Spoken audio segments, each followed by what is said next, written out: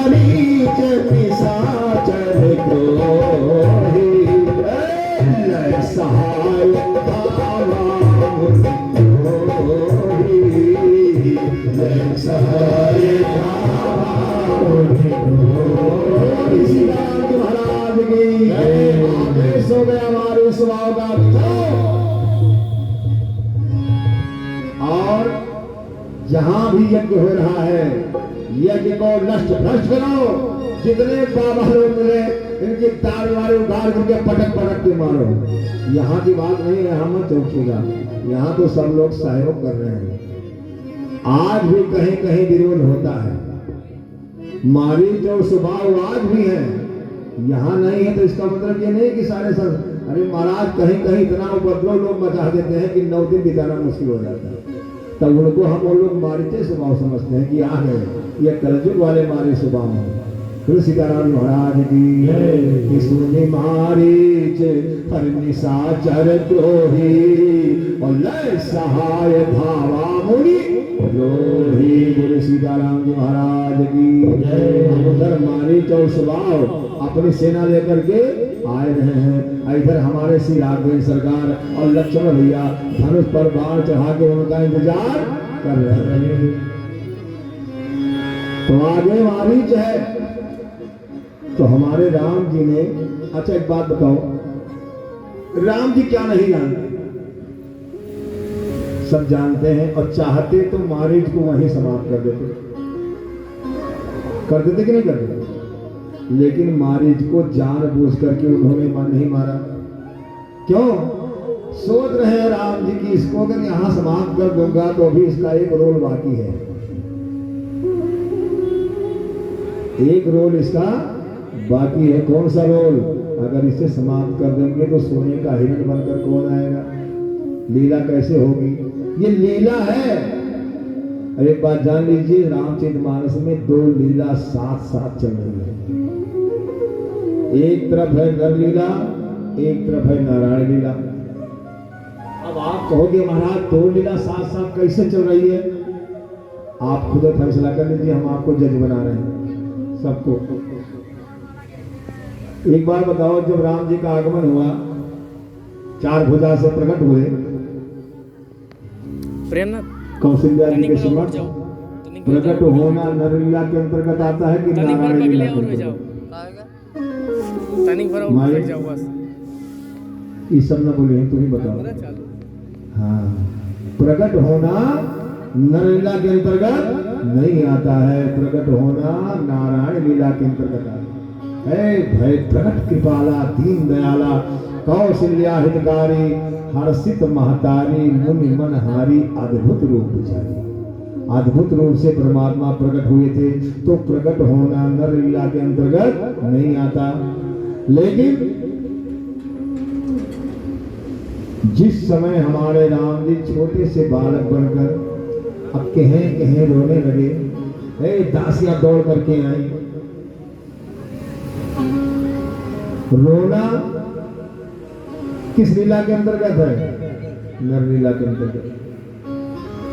आए नारायण बनकर, लेकिन हाय रे भक्त की भक्ति, भक्त की भक्ति में इतनी शक्ति कि नारायण को नर बना दिया और नर में भी छोटा सा बालक बना दिया। और बालक बनाया तो बनाया, उस बालक को कहीं कहीं रुलाए रहा है। यह है भक्त के भक्ति की शक्ति। बोले सीताराम जी महाराज की जय। आए थे नारायण के रूप में, कौशल्या मैया के कहने पर छोटे से बालक बन गए और कौशल्या मैया के ही इशारे पर उन्होंने रोना प्रारंभ किया। रोना नर लीला के अंतर्गत आता है। और देखिए एक झांकी और दिखाते हैं। झांकी तो बहुत है, अभी आगे जो लीला होगी एक झांकी और आएगा। जब शूर्पणखा का नाक कान कट गया था और खरदूषण के पास गई थी, तो खरदूषण के आने से पहले राम जी ने क्या किया था? सीता जी से क्या कहा था कि सीते मेरी इच्छा है कि तुम अग्नि में प्रवेश कर जाओ। हैं? सीता तो अग्नि में समा गई। और जब नकली सीता को रावण लेकर चला गया तो वही राम सीता के लिए रो रहा है। रो रहा है कि नहीं रो रहा है? असली सीता को अग्नि के पास भेज दिया। राम जी ने स्वयं कहा है कि सीते तुम पावक मह करहु निवासा। सीता जी ने कहा प्रभु कब तक आपके सिर चरणों से हमें दूर रहना होगा? तो राम जी ने कहा कि जब लगी करहु निशाचर नासा, तब तक मैं इस पृथ्वी से निशाचरों का सर्वनाश ना कर दूं तब तक तुम अग्नि के पास रहना। अब सीता जी को तो भेज दिया अग्नि के पास, अब नकली सीता के लिए रो रहे हैं। आ जाओ मेरी सिया तुझे ढूंढी तेरा पिया, आ जाओ मेरी सिया तुझे ढूंढे तेरा पिया। उठते तो किस ओर गई तड़पता मुझको छोड़ गई, किसी पे तो किस ओर गई तड़पता मुझको छोड़ गई। सीते अब तुझे मैं तड़पो पल पल छिन सीते तो किस ओर गई तड़पता मुझको। रो रहे राम हे खगमृगी मधुकर श्रेणी, हे खगमृगी मधुकर श्रेणी, तुम देखे सीता तुम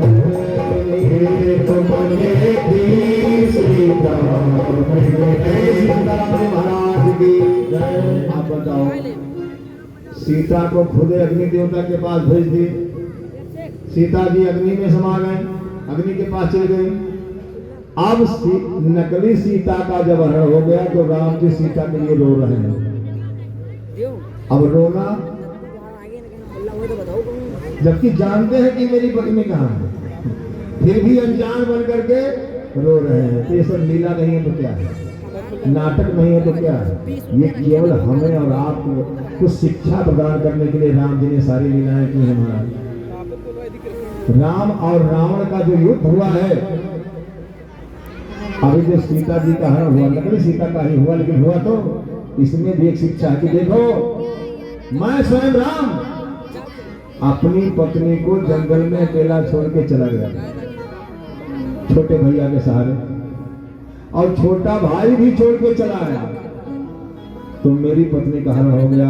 अगर मेरी पत्नी का हरण हो सकता है तो आपकी भी पत्नी का हरण हो सकता है। इसलिए कभी भी अजनबी स्थान पर अपनी पत्नी को अकेला मत छोड़ो। बोली सीताराम जी महाराज की जय हो। और लीला देखिए, राम और रावण का युद्ध हुआ, उसमें एक शिक्षा मिली। रावण का मतलब है अधर्म, राम का मतलब है धर्म। धर्म और अधर्म की लड़ाई जब तक ये दुनिया रहेगी तब तक शायद होता रहेगा, लेकिन राम ने ये लीला करके दिखाया कि देखो धर्म के मार्ग पर चलने वाला चाहे जितना भी कमजोर क्यों ना हो, और अधर्म के मार्ग पर चलने वाला चाहे कितना भी ताकतवर क्यों ना हो, अंत में विजय हमेशा धर्म के मार्ग पर चलने वाले की ही होती है, क्योंकि धर्म के साथ मैं खड़ा हूं। बोले सीताराम महाराज की।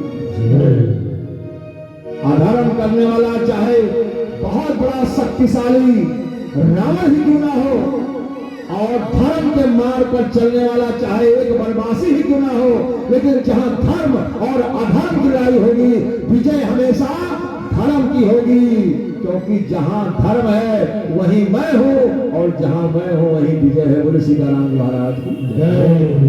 ऐसे महाभारत का युद्ध हुआ। महाभारत के युद्ध में लड़ाई किसके बीच में हुई? कौरव और पांडवों के बीच में। ये कौरव और पांडव कौन है? भाई भाई है कि नहीं है? चचेरे भाई है। अरे धृतराष्ट्र और पांडव भाई ही तो थे। धृतराष्ट्र के बेटे हैं कौरव, और पांडव चलो मानो पांडव के अंश से नहीं है, कुंती से हैं, लेकिन हैं तो पांडव के ही वंशज। अब देवी वो तो अलग विषय है कि भाई उनको मंत्र मालूम था, मंत्र से देवताओं का आवाहन करके उन्होंने 5 पुत्रों की प्राप्ति की, लेकिन हैं तो पांडव के ही ना। तो चचेरे भाइयों के बीच में दूबे भैया भाई भाई तो थे कि मैं भूल गया हूं, भूल गया माई, ये कौरव पांडव भैया भैया तो थे, भाई भाई, और भाई भाई के बीच में जो युद्ध हुआ किसके लिए हुआ? बंटवारे को लेकर हुआ, हिस्सा के लिए। तो क्या महाभारत का युद्ध समाप्त हो गया द्वापर में? हम तो करें आज भी हो रहा है, हिस्सा के लिए। बहुत से यहां तो नहीं है, लेकिन कहीं कहीं ऐसे भी भाई हैं जो भाई का हक मारने का प्रयास करते हैं। भाई गलत करोगे, अन्याय करोगे तो लड़ाई तो होगा करेगा। तो एक ऐसा भाई जो दूसरे भाई के अधिकार को छीनता है, दूसरे भाई के हक को छीनने का प्रयास करता है, तो भगवान ने लीला करके दिखा दिया कि जो भाई अपने छोटे भाई के हक को मारने का प्रयास करता है, या बड़े भाई के, कोई भी भाई भाई होता चाहे छोटा हो या बड़ा होता, उसके हक को लेने का प्रयास करेगा तो समझो वो अधर्म कर रहा है। और जो अधर्म करेगा वो चाहे कितना भी ताकतवर क्यों ना हो, जो धर्म करने वाला है वो कितना भी कम ताकतवर वाला हो, हमेशा विजय धर्म के मार्ग पर चलने वालों की ही होगी। चाहे वो कौरव हो, एक तरफ कौरव एक तरफ पांडव, पांडव 5 थे वो 100 थे, 20 गुना शक्तिशाली कोई क्यों ना हो, जो धर्म के मार्ग पर चलेगा मैं उसका साथ दूंगा, जो अधर्म के मार्ग पर चलेगा मैं उसका किसी कीमत पर साथ नहीं दूंगा, और जिसका साथ मैं दूंगा उसकी विजय निश्चित है। बोले सीताराम जी महाराज की जय। और ये हमारे भैया श्रीमान ज्वाला प्रसाद तिवारी जी, इनके तरफ से भी 100 रुपए का दान आया है। तालियां बजाए जो भैया, हाँ ताली बजा के इनका कीजिए सम्मान। श्री ब्रह्मचारी बाबा श्री रुद्र महायज्ञ में आए, आप जितने भी देवताओं का आवाहन हुआ, सभी देवी देवता और ब्रह्मचारी बाबा सब लोग मिल करके हमारे तिवारी जी का सदा करते रहे कल्याण। ताली बजा के कर दीजिए इनका सम्मान। बोलिए ब्रह्मचारी बाबा की जय। तो कहने का मतलब यह है कि भगवान जितनी भी लीलाएं किए हैं, हम सभी को शिक्षा देने का प्रयास किया हमने कि धर्म के मार्ग पर चलने वाला चाहे कितना भी कमजोर क्यों ना हो, और अधर्म के मार्ग पर चलने वाला चाहे कितना भी शक्तिशाली क्यों ना हो, अगर धर्म और अधर्म के मार्ग पर चलने वालों के बीच में युद्ध होगा तो मैं अगर साथ दूंगा तो उसका, किसका? जो धर्म के मार्ग पर चल रहा है। अब बताओ, परमात्मा जिसका साथ देगा उसकी विजय होगी कि नहीं होगी? बोले सीताराम जी महाराज की जय। तो कहने का मतलब परमात्मा हमेशा उनके साथ है जो धर्म के मार्ग पर चलते हैं। अधर्म के मार्ग पर चलने वालों का परमात्मा कभी भी साथ नहीं देगा। बोले श्री सीताराम जी महाराज की जय। तो बात ये चल रही थी कि श्री रामचरितमानस में 2 लीला साथ साथ चलती है, नर लीला भी नारायण लीला भी। सीता जी को भेज दिए अग्नि देवता के पास और खुद ही सीता जी के लिए रो रहे हैं।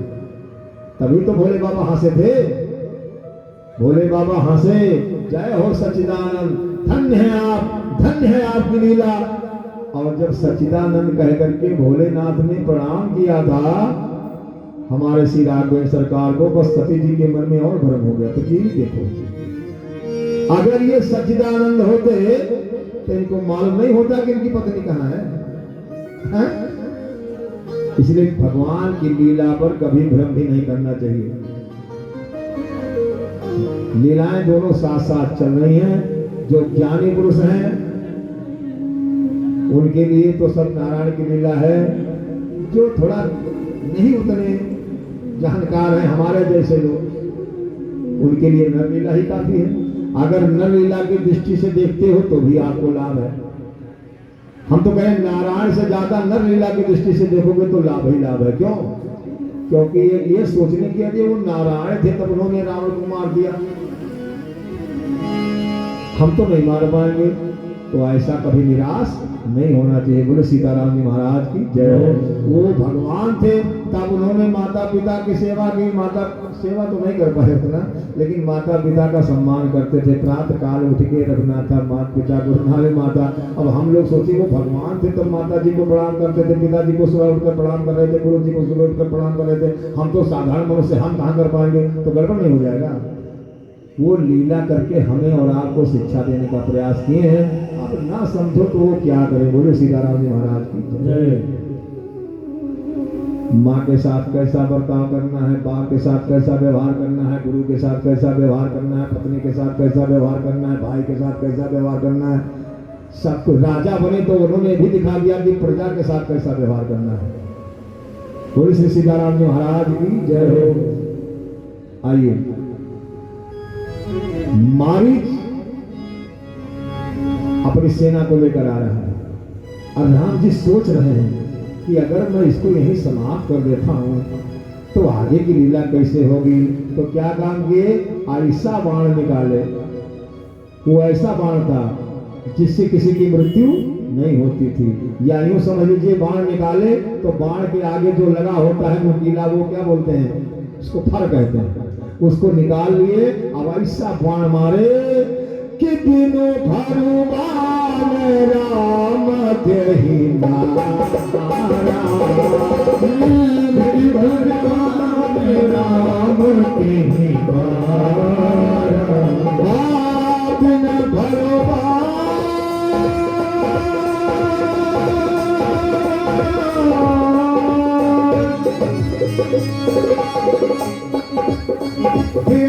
भगवान राम के ही मारा। हुआ क्या?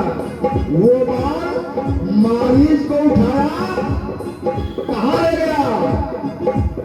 सत जो जन का सागर पाया, सत जो जन का सागर पाया। बोल सीताराम महाराज की। ऐसा बाण मारे कि वो बाण मारे जिसको ले गया सत मतलब 100 योजन, और 100 योजन का मतलब 400 कोस, और 400 कोस का मतलब 1200 किलोमीटर। 1200 किलोमीटर उस पार, ये समुद्र के उस पार ले जाकर के लंका में फेंक दिया। बोले सीताराम जी महाराज की जय। अच्छा बताओ, फेंकने की क्या आवश्यकता थी? मार देते, लेकिन नहीं मारे। क्यों? क्योंकि जानते हैं कि अभी इसका एक रोल बाकी है। ये जितने भी आए हैं मानस में, जितने भी पात्र हैं, अपना अपना रोल हर कोई निभा रहा है।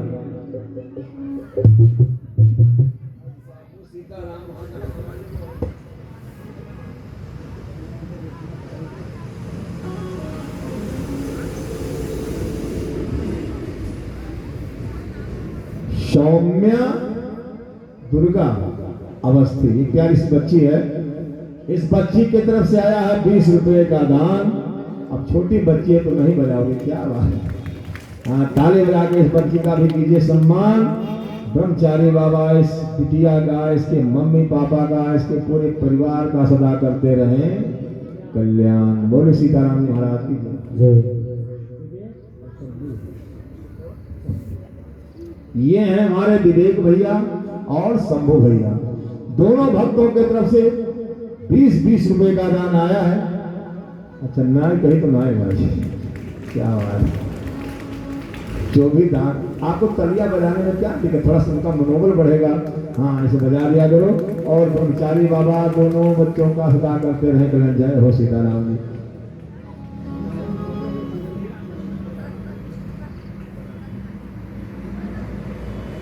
देखिए, ये हमारे बहुत पुराने, अब जजमान क्या बोले, जब इनके यहाँ थे तब जजमान थे हमारे।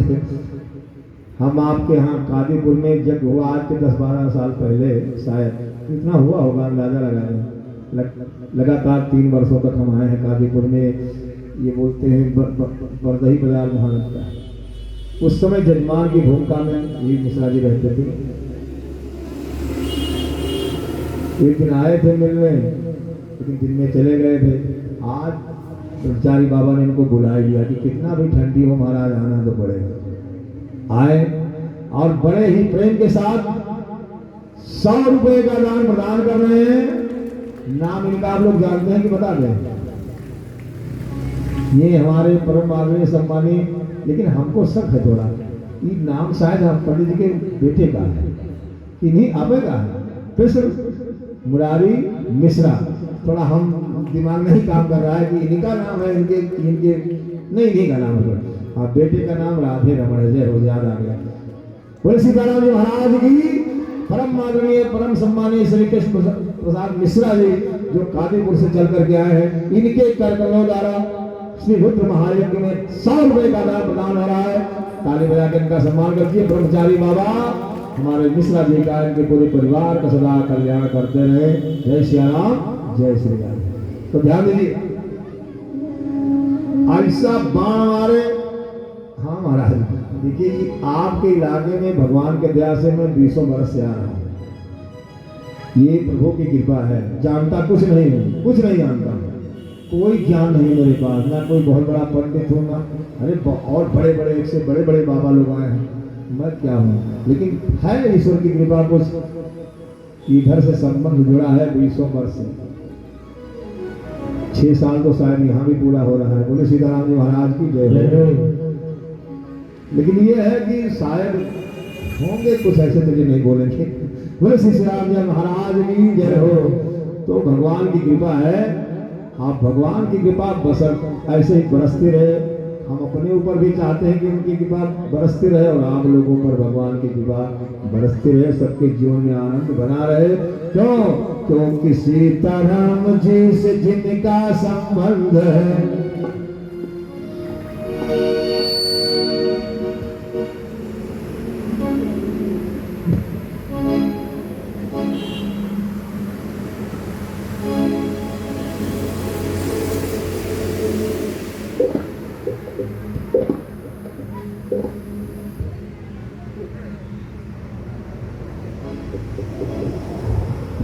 हाँ बच्चा, गलती हमारा है, तुहार नाई।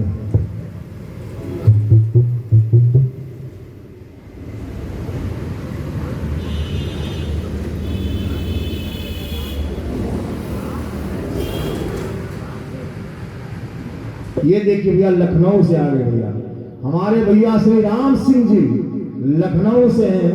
इनके तरफ से 50 रुपए का दान आया है। हाँ, ब्रह्मचारी बाबा राम सिंह भैया का सदा कल्याण करते रहे।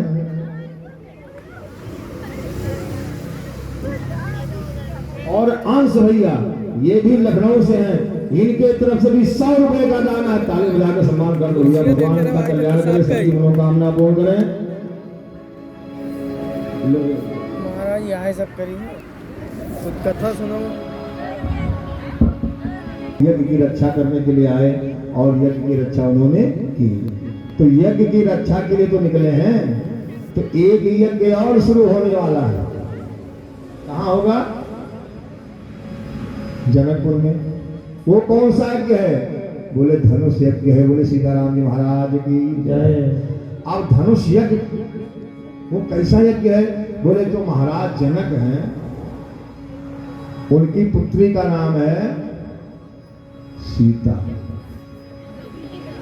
एक बात और बोले, सीता भी कोई साधारण कन्या नहीं। जिस प्रकार से राम जी जन्म नहीं लिए हैं बल्कि प्रकट हुए हैं, और राम कौन है? बोले राम ब्रह्म है। तो सीता कौन है? सीता जी के बारे में श्री रामचरितमानस में सर्वप्रथम जब श्लोक के माध्यम से परम पूज्य गोस्वामी से तुलसीदास जी महाराज श्लोक के माध्यम से सबकी वंदना करते हैं देवी देवताओं की, वहां सीता जी की भी वंदना उन्होंने की है। श्लोक के माध्यम से उन्होंने परिचय भी करा दिया कि सीता जी है कौन। उद्भव स्थित संहारकारेण क्लेशारेण सर्वशेष करें सीताम नतो हम राम वल्लभा।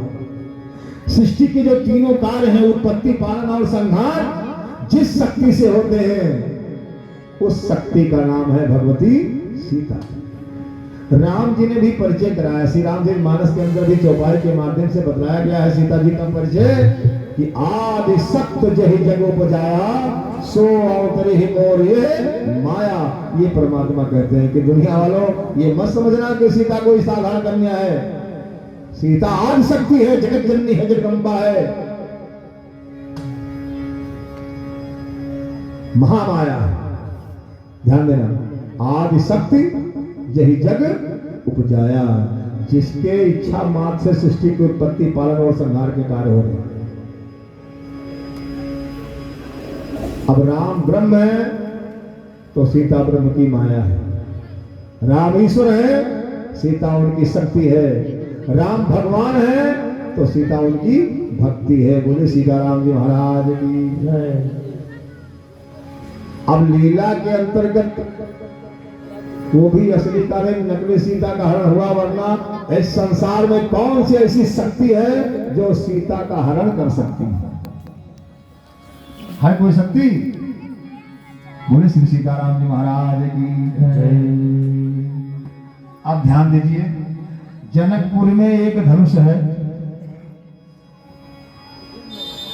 और वो धनुष ऐसा धनुष है कि जब से वो जनकपुर में आया तब से लेकर आज तक सीता जी के अलावा उसे कोई उठा नहीं पाया। बोले शंकर भगवान की जय।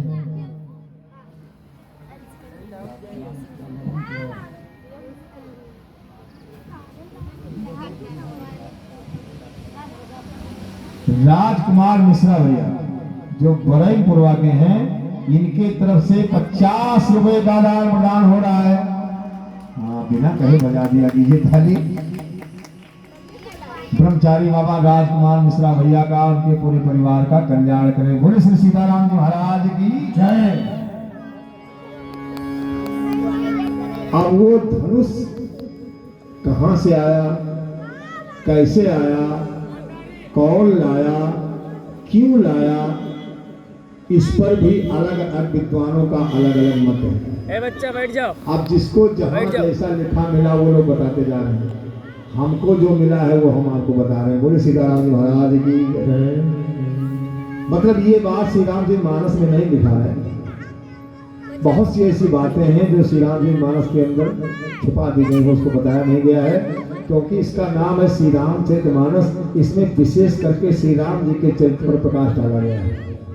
अभी अद्भुत रामायण आप पढ़िए, उसमें सीता जी के बारे में विस्तार से, आनंद रामायण पढ़िए, इसमें और बातें मिलेंगी, लोमस रामायण पढ़िए, उसमें और बातें हैं, अध्यात्म रामायण पढ़िए, उसमें और बातें हैं, नाथ रामायण पढ़िए, नाथ रामायण में तो राम जी को 1404 भाई दिखाया गया है। बोले सीताराम जी महाराज की जय।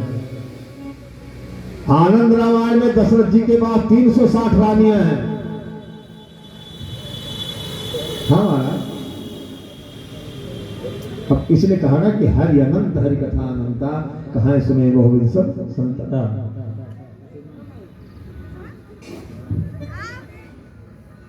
बिटिया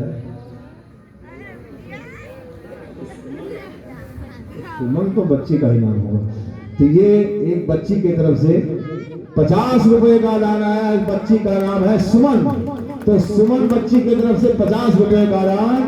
बहुत भाव भगवान भोलेनाथ बच्ची का, उसके पूरे परिवार का सदा करते रहे कल्याण, और ब्रह्मचारी बाबा की कृपा इस बच्ची पर, इसके पूरे परिवार पर बनी रहे। बोले सीताराम जी महाराज की जय।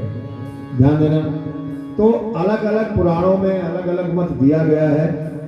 अब इतने बड़े तो हम ज्ञानी हैं नहीं, हम किसी की बात को काटना नहीं चाहते, ना हम काट पाएंगे, इतना सामान मिलने नहीं है। जो मुझे मिला है वो मैं बतला रहा हूँ, लेकिन मैंने सुना है कथा में इस बात को कुछ लोग और दूसरे मत से बोलते हैं। ध्यान देना, जो मुझे मिला मैं आपको बतला रहा हूँ। ये जो धनुष है ये कोई साधारण धनुष नहीं है। इस धनुष का निर्माण हुआ था देवासुर संग्राम में, और ये धनुष महात्मा दधीच के रीढ़ की हड्डी का बना हुआ धनुष। बोले सीताराम जी महाराज की जय।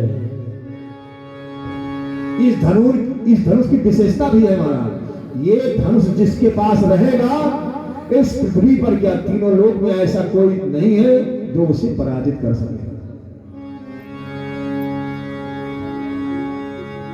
ये धनुष देवासुर संग्राम में बना और देवताओं और दैत्यों के बीच में भयंकर युद्ध हुआ, देवताओं की विजय हुई, और फिर ये धनुष पहुंच गया भोज भाव भगवान भोलेनाथ के पास, भोले बाबा के पास था धनुष। अब लंकापति रावण जो भोलेनाथ का बहुत बड़ा भक्त था, उसके जैसा भक्त शायद कोई होगा। कैसा भक्त था वो? बोले भोलेनाथ को प्रसन्न करने के लिए वो अपने मस्तक को काट काट करके हवन किया करता था। बोले सीताराम जी महाराज की जय। भोले बाबा को अपने तपस्या से उसने प्रसन्न किया। अब भोले बाबा जब प्रकट हुए, रावण से वरदान मांगने के लिए बोलते हैं, तो सबसे पहले तो रावण ने कहा कि हे भोलेनाथ, यदि आप हमारे तपस्या से प्रसन्न हैं तो आप हमें अमर कर दें, कभी भी हमारी मृत्यु ना हो, कोई हमें मार ना सके। भोले बाबा ने कहा नहीं लंकेश, ये मृत्यु लोग है, यहाँ जो आएगा उसे जाना होगा, जाना पड़ेगा। जाना पड़ेगा कि नहीं भैया? बोले सीताराम जी महाराज की जय। जो आया है वो जाएगा, एक ना एक दिन इसको जाना है। कि जो भी आया है संसार में, जो भी आया है संसार में, एक दिन उसको जाना पड़ेगा। जो भी आया है संसार में, एक दिन उसको जाना पड़ेगा। जो भी आया है, अरे जो भी आया है, हाँ जो भी आया है संसार में, एक दिन उसको जाना पड़ेगा। जो भी आया है संसार में, एक दिन उसको जाना पड़ेगा। और जो भी आया है संसार में, एक दिन उसको जाना पड़ेगा। रीत है इस जहां का यही, रीत है इस जहां का यही, इसे सबको निभाना पड़ेगा। रीत है इस जहां का यही, इसे सबको निभाना पड़ेगा।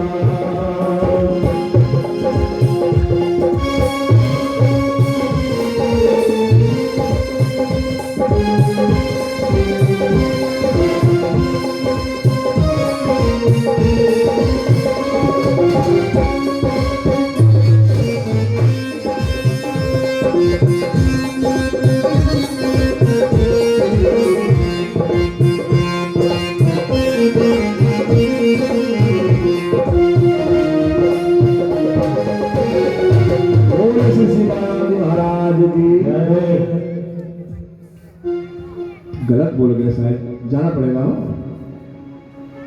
माई। अब बताओ, जब जाना है तब ये हाल है, ना जाना होता तब दुनिया वाले क्या कर रहे थे। किसी ने लिखा कि जाए के अकेलवा तई झमेला कौन काम के, जाए के अकेलवा झमेला कौन काम के, जाए के अकेलवा। झमेला कौन काम,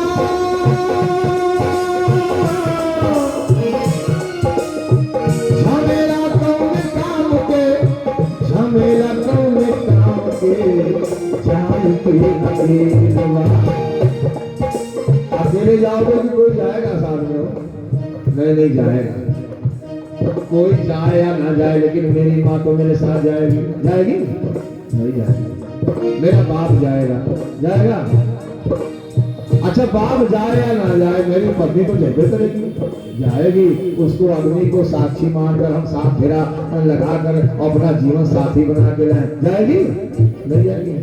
चलो मेरा पति जाएगा, जाएगा? नहीं जाएगा। बेटा हुआ तो जाएगा करेगा, वो भी नहीं। बुझिए कोई नहीं जाएगा। सज धज कर जिस दिन मौत की सहजादी आएगी, न सोना काम आएगा न चांदी आएगी, ना मम्मी ना पापा साथ जाएगा, ना मम्मी जाएगी, ना भैया साथ जाएगा, ना भाभी जाएगी, ना बेटा साथ जाएगा, ना बेटी जाएगी, ना पति साथ जाएगा, ना पत्नी जाएगी। कोई जाएगा हो? चंद रिश्तों के खिलौने हैं जिन्हें हम खेलते हैं, वरना हम जानते हैं कौन किसका होता है। 2-4 दिन रोएंगे, उसके बाद सीताराम। हाँ जाएगी अकेला, जब जाएगी अकेला, ती झमेला कौन काम के, जाएगी अकेला, ती झमेला कौन काम के, जाएगी अकेला। अब किसी ने लिखा मेला दिलों का आता है एक बार, आके चला जाता है।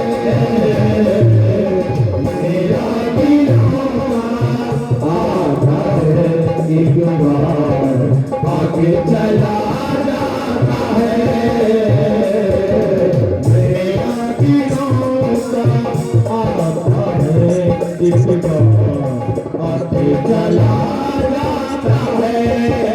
आते हैं मुसाफिर, जाते हैं मुसाफिर, आते हैं मुसाफिर और जाते हैं मुसाफिर। जाना ही होता है तो क्यों आते हैं मुसाफिर।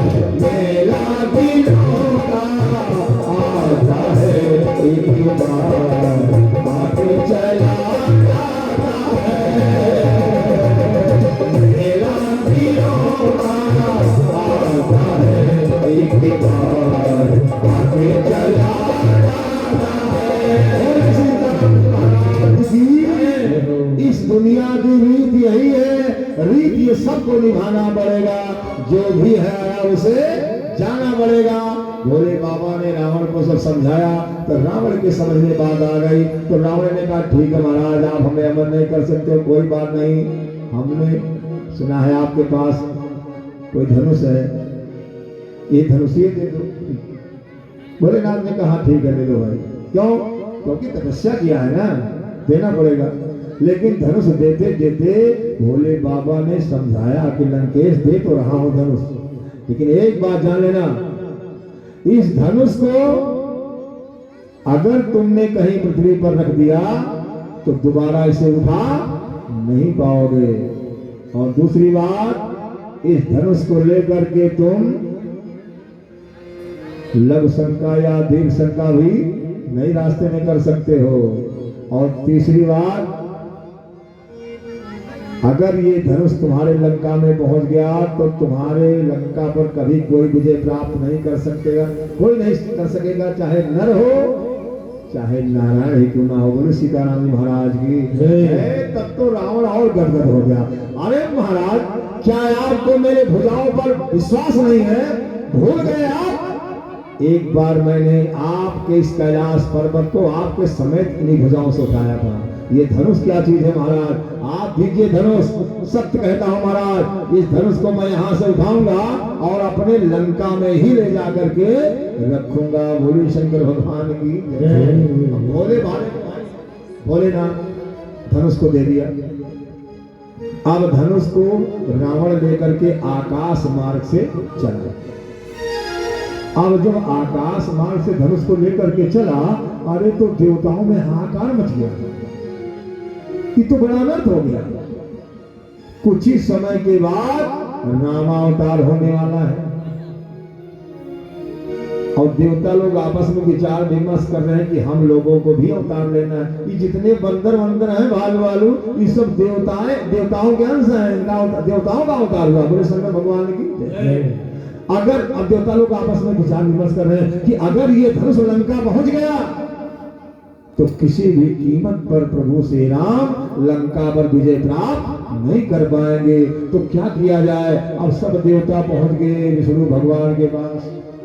विष्णु भगवान क्षीर सागर में शेष के सैया पर अपना आराम से लेटे हुए हैं। देवता लोग पहुंचते हैं, प्रणाम करते हैं। विष्णु भगवान ने कहा, अरे देवताओं तुम सब एक साथ, क्या बात है? तो देवताओं ने कहा, महाराज तनिक उधर देखिए आपके भोलेनाथ ने क्या किया। विष्णु भगवान ने कहा, क्या हो गया?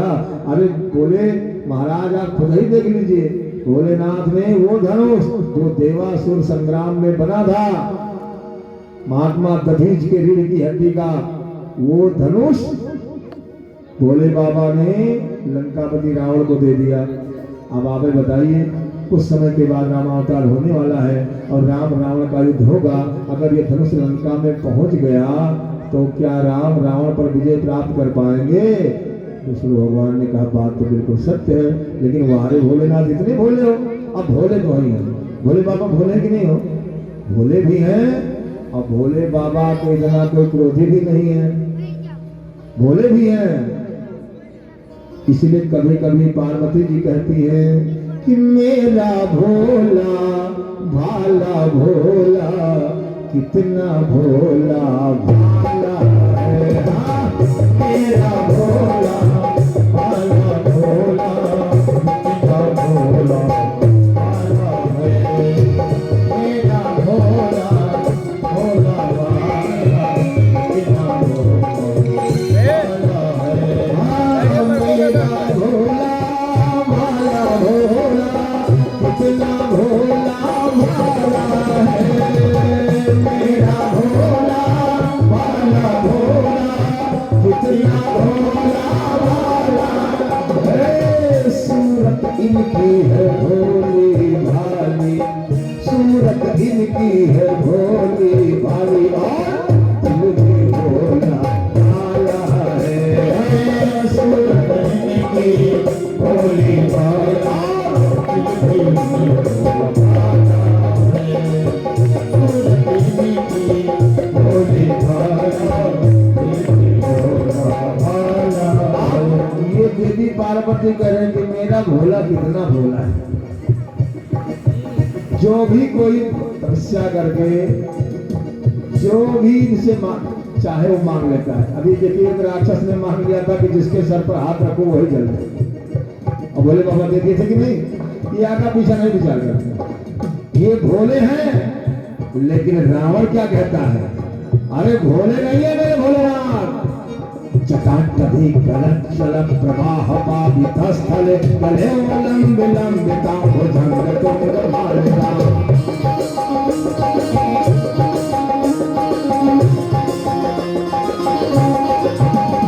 जटाटवी गलच्चल प्रवाह पावितस्थले कलेवलं विलंबिता भुजंगतुंगमालिका। डमक डमक डमक डमक निनाद वक्त मर भय चकार चंड कांड मंत्र नमः शिवाय शिवा।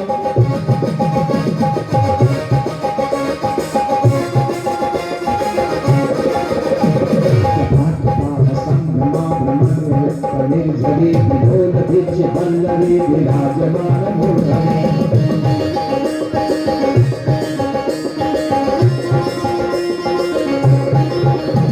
धगत धगत धगत चलन लाट पट पाम देश सोर चंद्र से करे रतिपति चरण।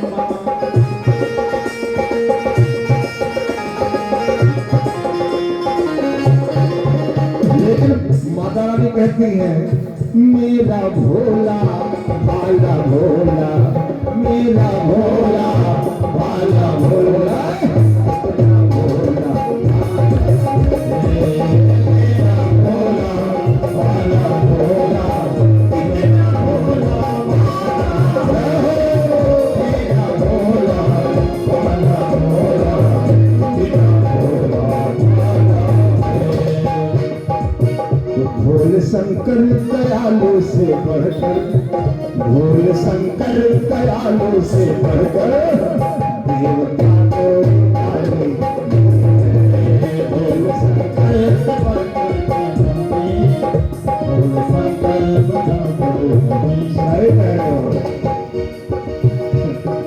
क्या बात, आ गए हो विजय बाबा के साथ ना, आप गड़बड़ नहीं होगा। जय हो, क्योंकि चलिए ठीक है, समय आएगा। भोले शंकर दयालु से बढ़कर, भोले शंकर दयालु से बढ़कर, और देवता कोई नारी नहीं है, नहीं है देवता कोई नारी नहीं है।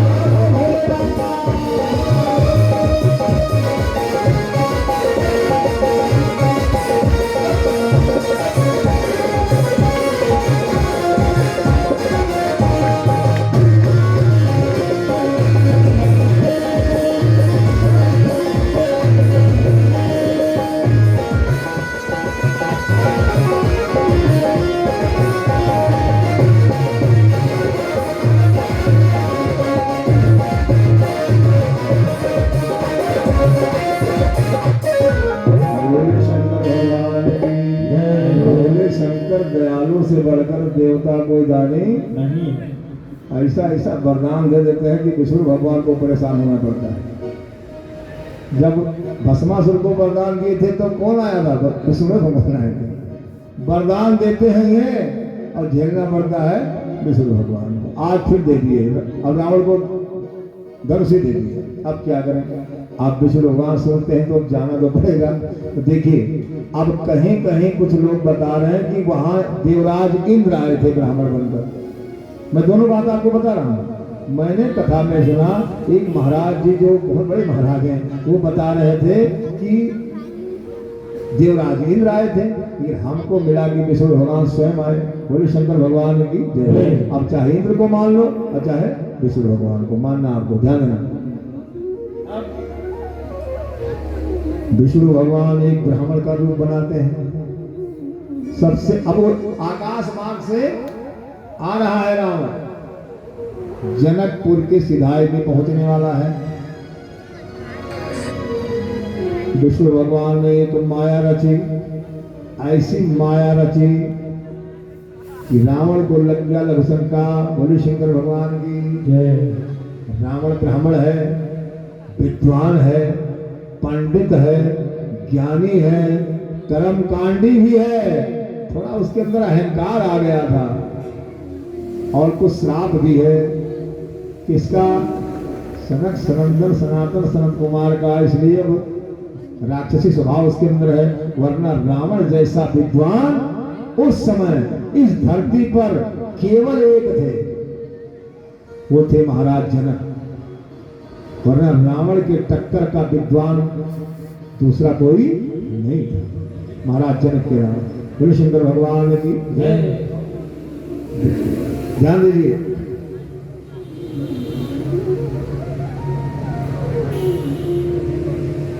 अब जब रावण को लक्ष्मणका लग गया तो भाई अब कर्मकांडी ब्राह्मण है और भोले बाबा का दिया हुआ धनुष उसके हाथ में है, आकाश में उड़ रहा है, तो क्या करे वो? अब उसको विवश होकर के पृथ्वी पर आना पड़ा। अब आया तो आया, अब धनुष लेकर के लक्ष्मणका कैसे करे? समझ रहे हो ना? धनुष लेकर कैसे लक्ष्मणका करे?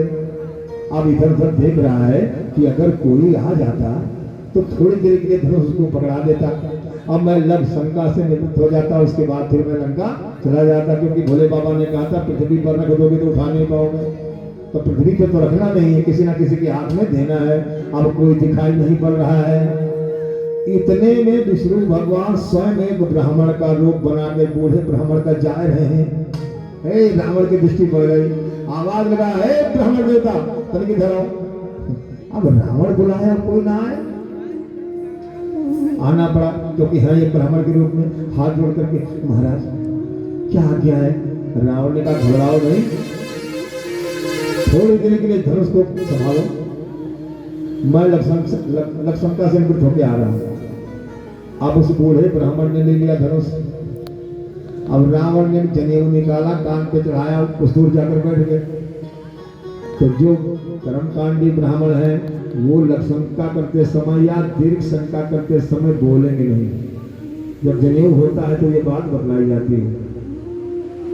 तिवारी जी बता गया हो, भूल गए तो भूल गए, क्या? बोले शंकर भगवान की जय। अब कुछ लोग मंदिर पर जाके पहन के चले आते हैं। विधवत यज्ञ में संस्कार होगा तब उसमें बहुत सी बातें बतलाई जाती हैं। बोले सीताराम जी महाराज की। बोलना मना है इसलिए बोलेगा नहीं। अब बैठ गया, लेकिन प्रभु की ऐसी माया कि बड़ा देर हो गया। एक बात और बता दें, भगवान कभी भी अपने ऊपर यश या अपयश नहीं लेते, करते सब वही है, लेकिन अपने ऊपर ना यश और ना अपयश। अब माया है, इसकी लक्षणता समाप्त नहीं हो रही है, क्या करे। तब तक यहाँ विष्णु भगवान चिल्लाए जो ब्राह्मण के रूप में, अरे महाराज जल्दी कीजिए, ये धनुष बहुत भारी है, अब मेरा हाथ टूटा जा रहा है, महाराज जल्दी कीजिए। रावण क्या करे, उसको बोलना भी नहीं है। पलट करके देखा, इशारा किया, मतलब ठहरो, आ रहा हूं। अब इसका दूसरा मतलब लगा लिए ब्राह्मण देवता, क्या कह रहा, नीचे रख दो। बोले सीताराम जी महाराज की। अब ब्राह्मण देवता धनुष वही रख दिए। उसके बाद 2-4 कदम जाके अंतर ध्यान हो गए। अब अपनी माया को उन्होंने समेट लिया। अब रावण की लक्षणता समाप्त हुई। कहीं देखा इधर से जल मिला, हाथ वाथ पूरा आचमन किया, शुद्धिकरण किया। उसके बाद अब जान तो रहा है कि उठा नहीं पाऊंगा, भोले बाबा ने कहा है, लेकिन फिर भी अपने अहंकार में बल था। उसके बाद में बलशाली भी था, तो अपने बल के घमंड में वो पूरा जोर लगाता है और उसको जब नहीं उठा पाता है तो निराश होकर लौट जाता है। लेकिन एक बात भोले बाबा ने और बताया था कि लंकेश से एक बात और याद रखना, वैसे तो इस धनुष को कोई उठा नहीं पाएगा, और तोड़ने की तो बात तो अलग है, लेकिन जो इस धनुष को तोड़ेगा वो तुम्हें किसी कीमत पर नहीं छोड़ेगा। मतलब जो इस धनुष को तोड़ेगा उसी के द्वारा तुम्हारा और तुम्हारे लंका का सर्वनाश होगा। बोले सीताराम जी महाराज की जय। रावण तो निराश होकर चला गया महाराज, लेकिन अब जब परशुराम जी को पता चला तो परशुराम जी उस धनुष की देखभाल करने लगे। महाराज जनक को पता चला तो महाराज जनक ने वहां एक मंदिर का निर्माण करा दिया। अब उस धनुष का पूजन अर्चन बंधन धूप दीप आरती। रही बात सीता जी की, अब सीता जी ने भी जन्म नहीं लिया है, सीता जी का भी जन्म नहीं हुआ। सीता जी की उत्पत्ति की भी मेरे पास 3-4 प्रकार की कथाएं हैं, सब कह रहा हूं। मानस कुछ और है, अध्यात्म रामायण कुछ और बता रहा है, अद्भुत रामायण कुछ और बता रहा है। अब जब हम लोग पढ़ते थे मिश्रा जी, जब हम लोग 5वीं कक्षा में थे तो एक पाठ आया था, राजा जनक ने सोने का हाल जलाया था, वो कथा भी है। पढ़े आप लोग, हिंदी में पढ़ाते थे पहले। जनकपुर में सूखा पड़ा था, किसी ज्योतिषी ने बतलाया था कि अगर राजा और रानी सोने का हल चलावे तो बारिश होगी। ये हम लोगों ने 5वीं कक्षा में पढ़ा था, अब पता नहीं आता कि नहीं आता। और ऐसा हुआ, महाराज जनक और महारानी सुनैना ने सोने का हल चलाया और हल चलते चलते एक घड़े से टकराया और उस घड़े से निकली एक कन्या। उसके बाद बारिश की समाधान शुरू हो गई। बोले सीताराम जी महाराज की जय। लेकिन आनंद रामायण बता रहा है कि निकला एक संदूक, संदूक में सिंहासन है, सिंहासन पर कन्या लेटी है और सिंहासन के चारों जो पांव हैं उस पर भी 4 कन्याएं हैं। बोले श्री रामचंद्र की जय। अब क्या करें कि कह गए भैया लोग सयाने, राम की बातें राम ही जाने।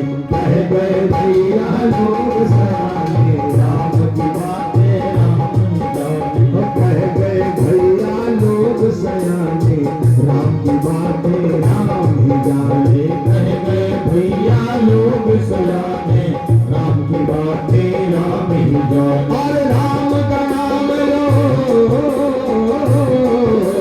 राम का नाम लो इसी बहाने, राम की बातें राम ही जाने। राम का नाम लो इसी बहाने, राम की बातें राम। बोले सीताराम जी महाराज की जय। और भी मेरे पास सीता जी की उत्पत्ति की कथा है महाराज। कहीं कहीं मिलता है, अब कहीं कहीं मानस की बात नहीं कर रहा हूं, कहीं कहीं मिलता है कि ये सीता मंदोदरी की कन्या है। बोले सीताराम। एक कहावत गांव में लोग कहते हैं, जो पूर्व हैं, कहते हैं कि राम रावण के दामाद तो लड़ाई कैसे हुई, और सीता लक्ष्मण की बहन या बेटी तो फिर भौजाई कैसे हुई। बोले सीताराम जय है बात है।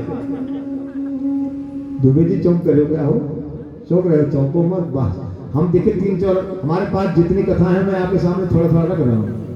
घड़े से भी निकली है सीता, वो भी कथा मैंने पढ़ा है। सिंहासन के समेत प्रकट हुई है, वो भी मैंने पढ़ा है। और मुझे ये भी मिला है कि मंदोदरी के गर्भ से, वो भी मैंने पढ़ा है।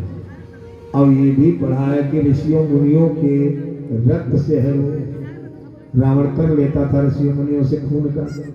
तो अब सीताराम राम की बात है, राम ही जाने। एक बात और जान लीजिए कि 800 साल हमारे भारत में मुगलों ने शासन किया। 800 वर्ष मुगलों ने हमारे भारत देश में शासन किया है महाराज। और ये हर कोई जानता है कि हमारे सनातन धर्म को मिटाने के लिए बहुत से लोगों ने, पहली बात तो हमारे धार्मिक ग्रंथों को न जाने कितनी बार जला के नष्ट किया गया। हमारे धार्मिक ग्रंथों को जलाया गया, हमारे मंदिरों को तोड़ा गया, हमारे सनातन धर्म को मिटाने के प्रयास तो अभी भी लोग कर रहे हैं, कोई खत्म नहीं हुआ हमारा। 800 साल मुगलों ने शासन किया, 200 साल अंग्रेजों ने शासन किया, 1000 वर्ष में हमारे सनातन धर्म को केवल बर्बाद करने का, मिटाने का ही प्रयास किया गया।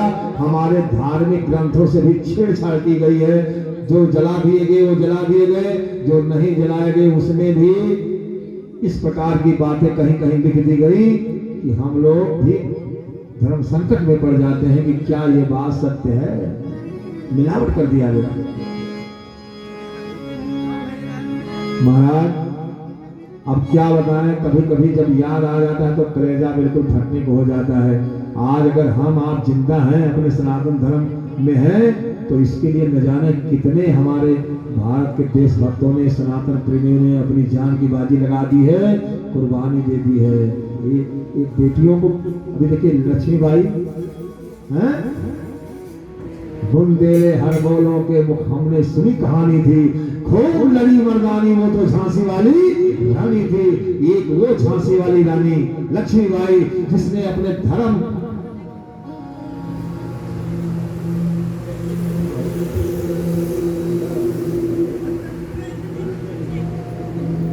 तो चौंक के गया।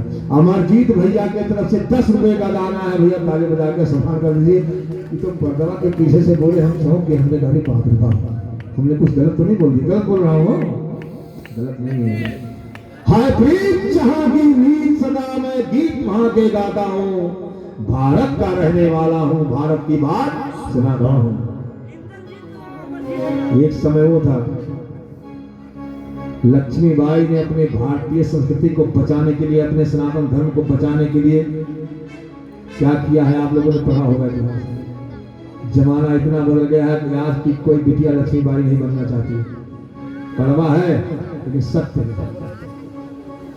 ये फिल्म में देखो, न जाने कितनी लड़कियां फिल्म में काम करने लगी।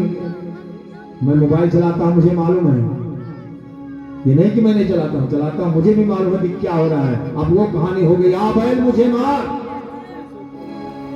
वो सिस्टम है। अब कोई लक्ष्मीबाई नहीं बनना चाहता, कोई सीता, कोई सावित्री, कोई राधा नहीं बनना चाहती, कोई सुलोचना, कोई नर्मदा नहीं बनना चाहती है महाराज। अब हम क्या बोले, धीरे बाबा बोलते हैं कड़वा, लेकिन नहीं बोलते हैं, ठीक है। अब करो, जैसा करोगे वैसा भरोगे, चाहे वो बेटी हो चाहे बेटा। शायद 2-1 साल पहले मैं यहाँ बोला था, कुछ लिखकर लाया था इन लोगों के लिए, इसी जगह बोला था मैंने, मंच इधर लगा हुआ था पीछे, कि सर्व से झुक जाए सर माँ बाप का, भोल से तुम ना ऐसी सीख लो। इस समाज में अच्छी शिक्षा भी मिलती है, बुरी शिक्षा मिल रही है। जितनी बेटियां बैठी हैं उनको बोल के फिर जा रहा हूँ, क्या पता जीवन ना रहे फिर दोबारा आऊं या ना हो, कोई भरोसा नहीं है। नोट कर लेना मेरी बात, को कड़वा है लेकिन सत्य है। और ये भी जान लेना, ये विजय बाबा भी 5 बेटियों का बाप है। मैं अपने घर में अपनी बेटियों को भी डांटता हूँ, और अगर बाहर कोई गलत करती है देख लेता हूँ, उसको भी डांट पाता हूँ तो डांटता हूँ, नहीं डांट पाता हूँ तो कभी मंच पे बैठता हूँ तो मैं जरूर बोलता हूँ। कोई दिक्कत नहीं मुझे, मत बुलाए, हमें कोई दिक्कत नहीं है, लेकिन बोलूंगा। अब आप लोगों के लिए है, सबके लिए है। इस समाज में अच्छी शिक्षा भी मिलती है और बुरी शिक्षा भी मिलती कि नहीं बाबू? इसलिए हम चाहते जितनी बच्चियां यहाँ हैं, 2 साल के बाद फिर बीच में बोल रहा हूँ कि सर्व से झुक जाए सर माँ बाप का, भूल से भी तुम ना ऐसी सीख लो, दोनों कुल वाले उठा